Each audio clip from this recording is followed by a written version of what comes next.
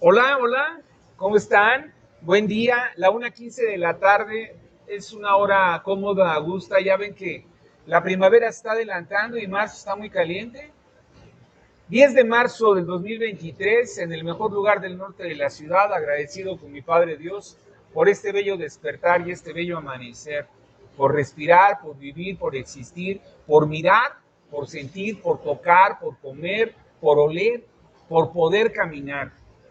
Hoy aquí en Café con Juan, con la grata compañía de un amigo, de un vecino, que amablemente me trajo desde Tenango una rica concha que ya no van a ver porque ya me la comí. Bueno, aquí la compartimos en el nopalito, pero ahorita le vamos a pedir a Juanito que nos traiga uno de los panes de la región. Me acompaña hoy el ingeniero Roberto Maldonado Ledesma, amigo nuestro. Él es consultor, ingeniero de carrera, ex militar, me parece, si mal no recuerdo. A mucho orgullo. A mucho orgullo. A mucho orgullo, es militar. Y vamos a platicar de la zona, de la región, de la vida, de lo que acontece, de lo que perciben nuestros sentidos, de lo que alcanzamos a enterarnos. En fin, ya saben cómo es este formatito. ¿Está gustando? Les late el café? Un cafecito, amigo. Bienvenido, Gracias, Roberto. Juan.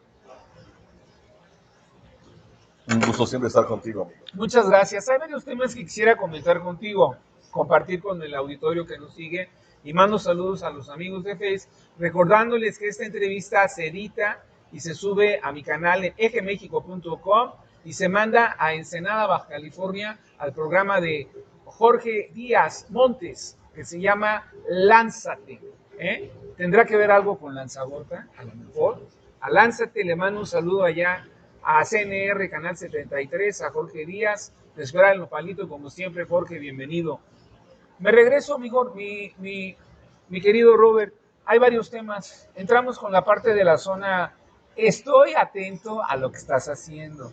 Ya me enteré que andan armando allá una serie de conferencias, de recordar la vida de los carriles, de los ferrocarriles de la zona, de la región, amigos mutuos, tú sabes a quién me refiero, están organizando, y he visto ahí, los sigo en el Face, una serie de recuperaciones históricas de la tradición del lugar y de la historia vivida, como la de los historia de los ferrocarriles, o los ferrocarriles en el contexto de la historia. ¿Qué nos comentas? Mira, yo soy muy afortunado, Juan, de haber llegado hace ya 27 años a vivir a Tenango del Aire, un municipio de la zona suroriente del Estado de México.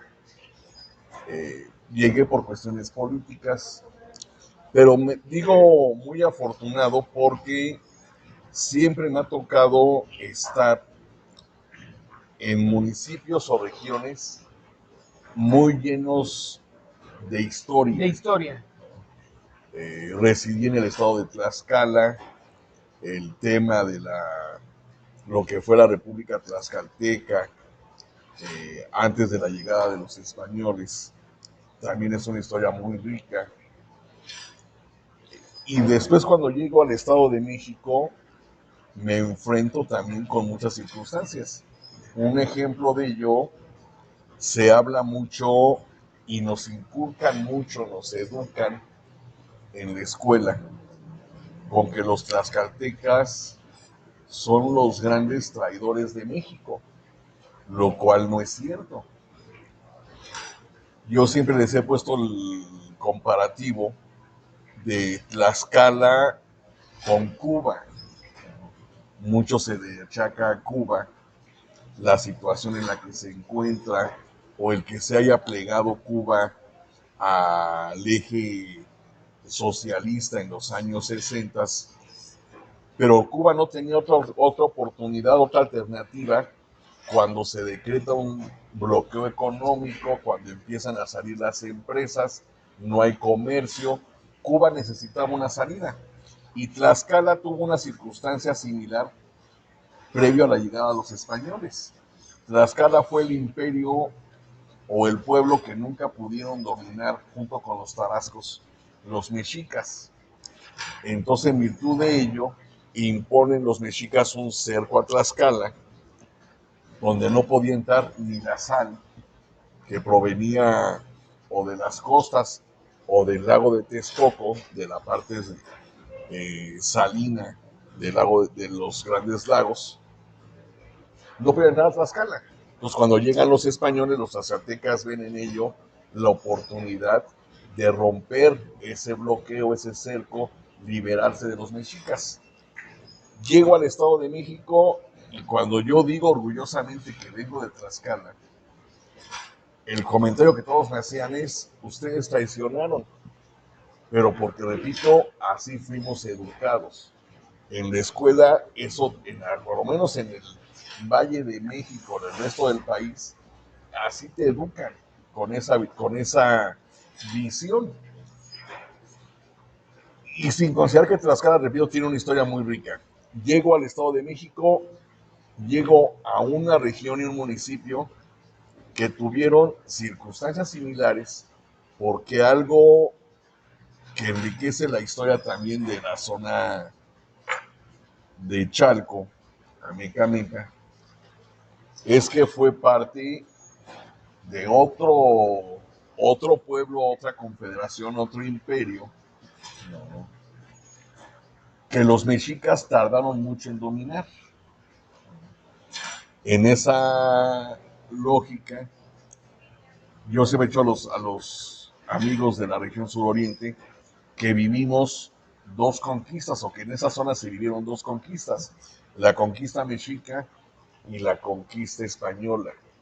Los charcas, al igual que los tlaxcaltecas, también fueron aliados de los españoles y se aliaron a los españoles para liberarse del yugo del imperio mexica. Y esa era mi respuesta que yo le daba a quien me decía: los tlaxcaltecas se aliaron. Sí, pero los charcas también. Llego a una zona muy rica porque también el municipio al que llego, además, fue el primer municipio gobernado por la izquierda en el Estado de México. En el Hablas 84, Tenango del Aire. Tenango del... En el 84, que lo gana el PSUM con Edmundo Rojas, genera un muy buen gobierno. ¿En qué año, Roberto? En 1984. La izquierda se sienta en esa zona. Y es el primer municipio que gana en el Estado de México y el tercero a nivel nacional, después de Alcozauca Guerrero, después de Jochitán en el 81, y se gana por diferencia de días antes que Papalota Tlaxcala. Se gana Tenango con Edmundo Rojas. Se refrenda el gobierno en el 87, se pierde dos ocasiones más, y yo llego en el 96 a un municipio que ningún cuadro del PRD en ese entonces quería aceptar irse, porque había la fama o había el mito de que municipio perdido, municipio que no se recuperaba.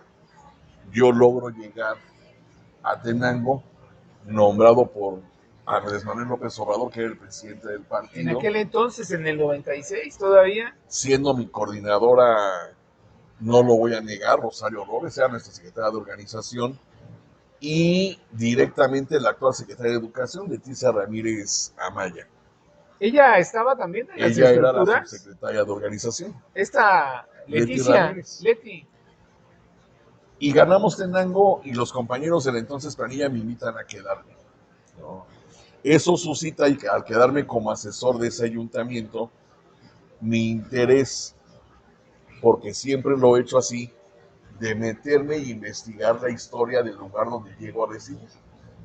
Y lo primero que hago es meterme al archivo histórico de Tenango, y me encuentro que el documento más antiguo que tiene Tenango es de 1917, porque los zapatistas, que fue una región zapatista muy importante en los años de la Revolución, queman todos los archivos, o la mayoría de los archivos municipales, porque de esa manera quemaban las pruebas que tenían a los campesinos atados a los hacendados.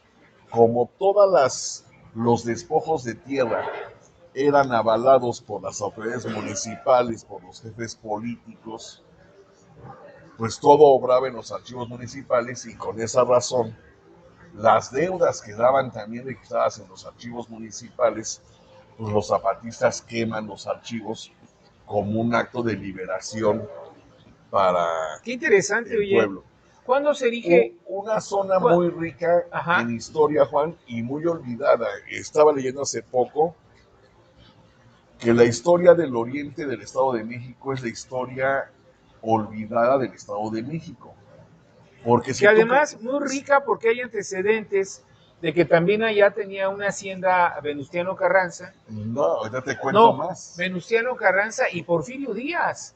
Y además también estuvo por ahí preparándose el Che Guevara.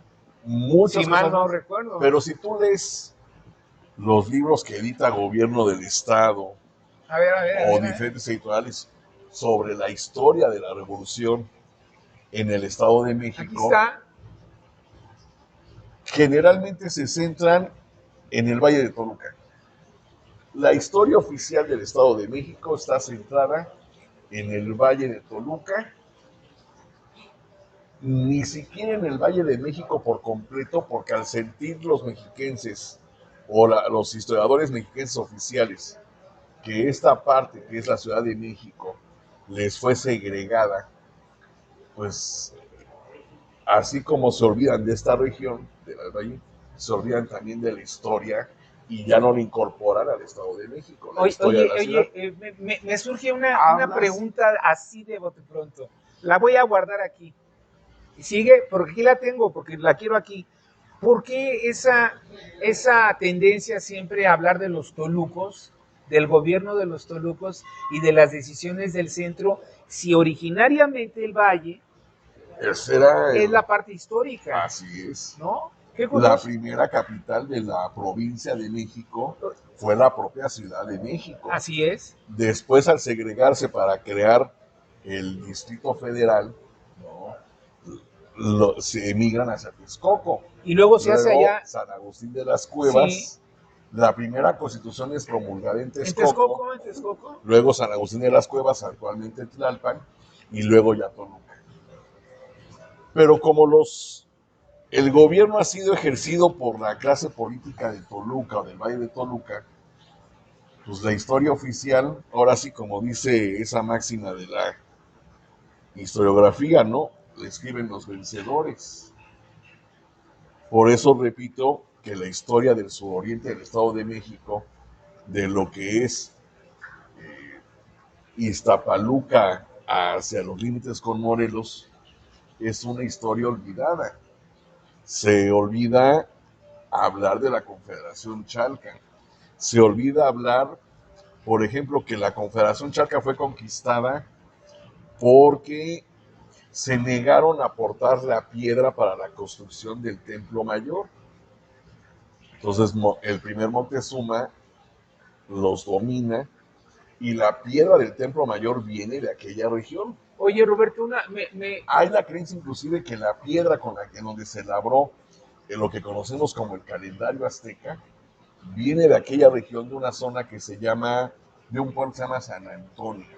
Acá en la zona de Tlalmanalco. Municipio de Tlalmanalco. Se olvida en la parte de la historia que Vicente Guerrero vivió en la compañía. ¿En la compañía de Chalco? En la hacienda de la compañía. ¿En la hacienda de la compañía? ¿Quién? Vicente Guerrero. Y que su descendencia queda en la zona. Vicente Guerrero tuvo una sola hija, la cual se casa con Mariano Riva Palacio y dan a luz a Vicente Riva Palacio, uno de los próceres de la Reforma. Sí. ¿No? De los hombres ilustres de la Reforma. Y los Riva Palacio están asentados, han gobernado y han desarrollado mucha su vida en Ozumba. En Ozumba tienes... Bueno, también en la parte de Morelos.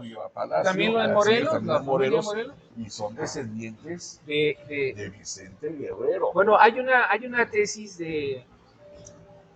Se me olvida el autor, ahorita me El primer acuerdo. presidente Sí, afrodescendiente o afromexicano. además, pero El único. hay una tesis de un maestro de la Facultad de Derecho que hizo un doctorado en Francia sobre la historia del PRI, el Partido de la Revolución Institucionalizada. Es un tema de doctorado, de tesis allá en la Sorbona. No recuerdo el nombre del autor, ahorita me voy a acordar, pero menciona a un Riva Palacio, hacedor de ese primer partido en aquella época. Así. Y aparecen muchos... Un ex gobernador de Morelos, también de los Riva Palacio, un ex secretario de Comunicaciones y Transportes del Estado, también de los Riva Palacio. Se olvida también de la historia, la participación, bueno, que la primera rebelión agraria en México,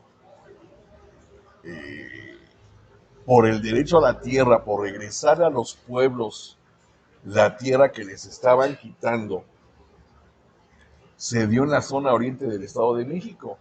En Charco se instaló lo que fue, y todavía existe el inmueble, lo que fue la Escuela del Rayo y el Socialismo.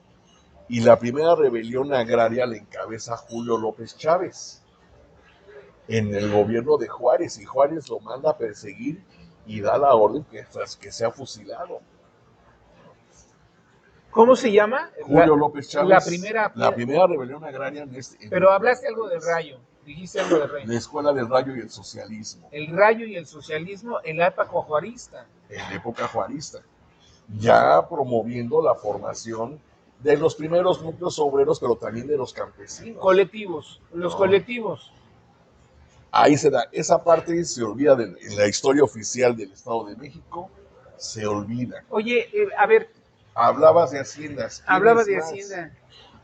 Algo que poco se dice, por ejemplo, es que el lugar donde descansaba Plutarco Elías Calles, la noche en el que recibe la visita del general enviado por Lázaro Cárdenas para decirle vístase porque tiene que abandonar el país, y que fue el golpe final al maximato, es la hacienda de Santa Bárbara, donde hoy en día están ubicadas dos plazas comerciales para mayor referencia. ¿En dónde está? Sendero y Cortijo en Iztapalapa. Sí. Ahí, eso era propiedad de Plutarco Elías Calles. Ahí dormía cuando llegan a decirle... A darle la nota. Vámonos. A darle el asunto. Tiene que abandonar el país. Oye. No, de eso no se habla. No se habla, por ejemplo, perdón, Juan. No, es que la tengo aquí. No quiero que se me vaya. Tú lo tocabas bien, los ferrocarriles, pero un hecho que es ilustrativo es si tú lees a Ignacio Manuel Altamirano, te habla y te narra toda la región, porque era el camino natural hasta lo que hoy se conoce como Cuautla, y que en ese entonces, en el siglo XIX, se conocía como las Amilpas.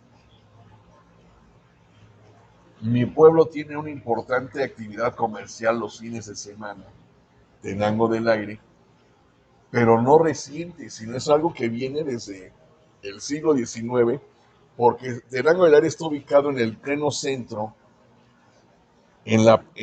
a la mitad del camino entre Cuautla y la Ciudad de México. Entonces era el lugar obligado donde paraban a comer.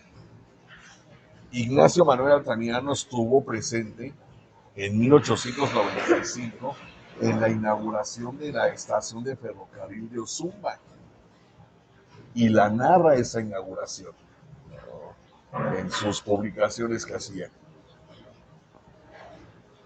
Hablabas de Porfirio Díaz. Es que aquella región tenía un lago precioso de agua dulce, el lago de Charco. De Charco, que viene del francés Chalco, el Charco, Charco. Suena similar. Suena similar, no sé francés. Y demás.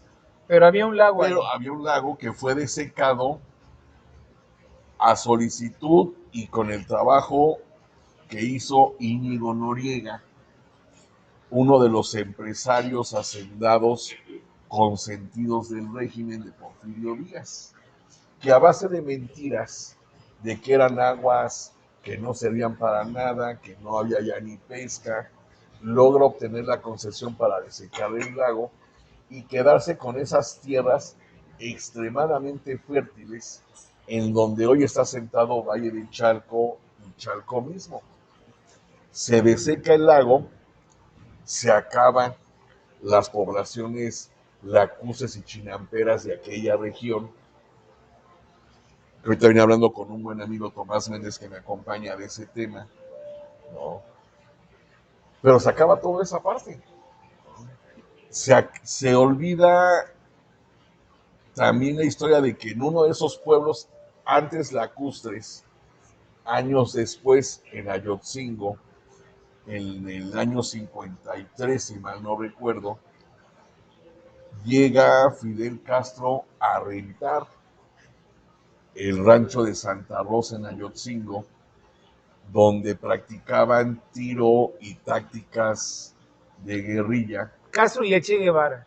Los hombres. Castro y el Che Guevara. Castro, el Che, Camilo, Camilo, Juan Almeida, y los 82 hombres que salieron en el Grana desde el puerto de Tuxpan, inclusive que en la hacienda de Santa Rosa, o el rancho de Santa Rosa, son aprendidos por la Dirección Federal de Seguridad, por Fernando Gutiérrez Barrios, a petición del gobierno de Batista, pero Gutiérrez Barrios los apoya y los deja libres. Así es, hay que destacar eso. Ahí la gran amistad de Fidel con Fernando Hay que Gutiérrez destacarlo, Barrios, ¿no? Que siendo un exmilitar, Fernando Gutiérrez Barrios, porque es egresado del Colegio Militar, tenía una tendencia libertaria, ¿no? No le puedo decir socialista y menos comunista, pero era libertario. Era más liberal que conservador. Y un gran visionario, además, previó que y supo leer.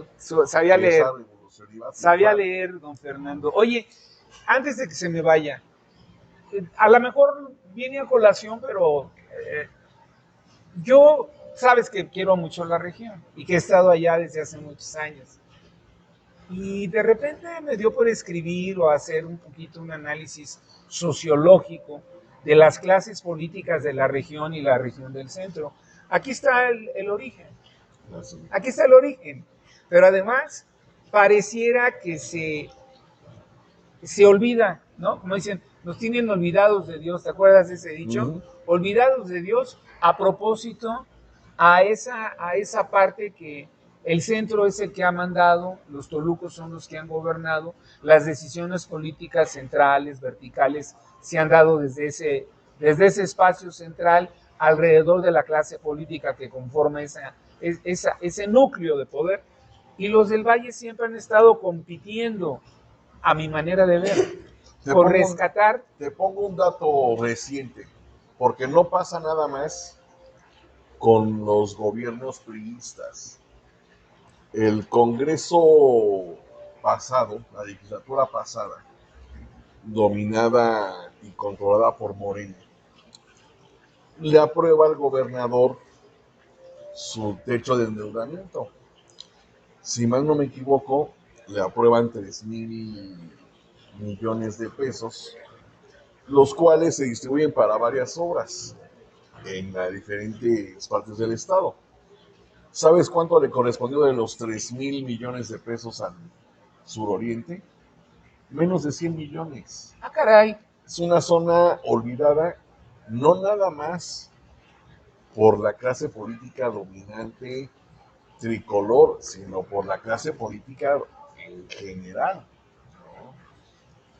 Una zona muy rica en historia, una zona muy rica económicamente, muy bien comunicada con el sur del país, con Guerrero, con Morelos, con Oaxaca, una de las puertas del Estado de México. Además, con 2 volcanes preciosos. Que ahorita hablamos del tema místico, porque también el Oriente tiene un significado especial, sí, en la masonería, sí, y en la llegada de los españoles, porque entran por el Oriente. Y se ha olvidado. Y es triste, por ejemplo, en el caso de la izquierda, que se olvide esta parte del Estado de México, porque ha sido durante mucho tiempo un bastión de la misma izquierda. No cuento municipio de la región que no haya sido gobernado al menos una vez por la izquierda. La izquierda verdadera, ¿no? La izquierda con O sus la izquierda diferentes, con sus diferentes matices. playeras, matices, siglas, el PSUM, el PMS, el PRD, Convergencia, Movimiento Ciudadano, ahora Morena, los diferentes, eh, con una gran alternancia política. Repito, el primer municipio de izquierda Fue está en la tenerlo. zona suroriente. En el 97 se logra romper y se gana por primera vez los distritos de aquella región. Sí, desde Chalco, bueno, se ganan esa en la presidencia Sí, municipal en 96, en 96. pero en la intermedia en el federal. Y aquí voy a hacer Sí. un paréntesis, Juan. Muchos dicen, se ganó Nesa en el 96, Tenango, toda la región, por el efecto Cárdenas. En el 96, noviembre del 96, si tú revisas y te acuerdas perfectamente, en las encuestas en la Ciudad de México, Cuauhtémoc Cárdenas no iba a la cabeza. En noviembre del 96, es más, Cuauhtémoc todavía ni siquiera era el candidato del PRD, porque la elección interna entre Cuauhtémoc y Porfirio Muñoz Ledo fue a finales de febrero, principios de marzo. Así es, así es. Entonces, Cuauhtémoc todavía no era candidato. No era candidato, no había Quien efecto. encabezaba las preferencias era el PAN con Castillo Peraza. Así es correcto. Después vino el baile de la mariposa y se cayó, ¿no? Se cayó Castillo Peraza, ¿no? Pero bueno, Y Cuauhtémoc sonríe y despunta. Pero ya habíamos ganado, repito, en noviembre, 26 municipios en el Estado de México en el PRD y la mayoría en la zona suroriente o oriente del Estado de México. déjame ir un corte brevemente, me está hablando producción, que tenemos que hacer un corte técnico brevemente. Tenemos mensajes, hay algunos comentarios de amigos que nos hayan escrito en Facebook. Recuerden que estábamos en mi canal, Rosy Lanzagorta, mi hermana, José Alberto Murguía Morales. Nos sigue José Alberto. José Alberto, quiero decir que es un sociólogo, antropólogo, corrígeme, José Alberto, ahorita me corriges.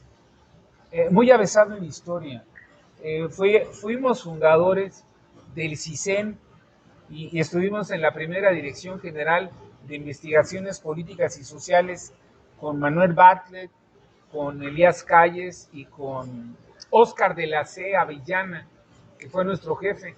Y luego, cuando se formó el CISEN, la primera Dirección General de Investigación y Seguridad Nacional, el oaxaqueño Pedro Vázquez Colmenares fue el primer director y se creó el inicio de lo que fue luego el Centro de Investigación. Pero bueno, esa es otra historia. Vamos a un corte rápidamente. Cuando desaparece la DFS. Desapareció la DFS, se hizo la fusión. Vamos a un corte brevemente. No se vayan los amigos de Facebook, escríbanos, coméntenos, porque ahorita vamos a pasar a otro tema simpático, alegre, así un poco rockero. Ya sabes por dónde va la tirada.